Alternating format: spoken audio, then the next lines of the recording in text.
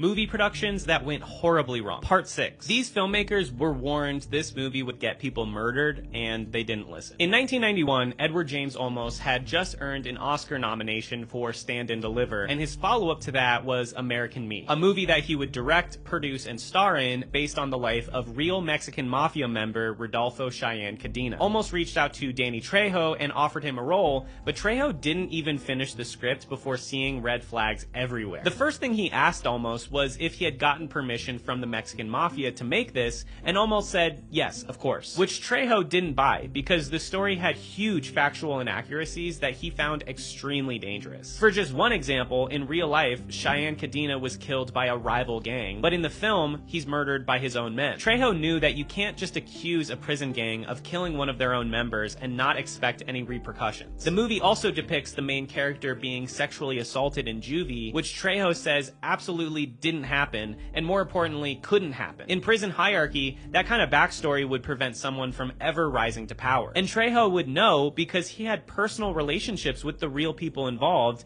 and he knew none of them would have greenlit this. Olmos insisted to him that permission was given from Joe Pegleg Morgan, a top leader in the Mexican mafia. But Morgan contacted Trejo and confirmed he had never even met Olmos and thought the script was bullshit. Trejo decided not to involve himself with the project and repeatedly warned Olmos, saying later that Olmos was like a little kid playing with a grenade thinking the whole time it was a sparkler. His warnings ended up proving to be right. American Me premiered in 1992 and violence soon followed. In his autobiography, Danny Trejo says as many as 10 people connected to the film were killed, including one ex-gang member who consulted on the film and claimed to have approval, and another gang member who only briefly appeared in the background of a scene. And what wasn't included in the death count was the way American Me mythologized the Mexican mafia, helping them recruit new young members, or how it escalated tensions with rival gangs who used scenes from the film to taunt them. Trejo says he still respects Olmos as an artist, but thinks this film was handled recklessly and the horrible aftermath was totally avoidable.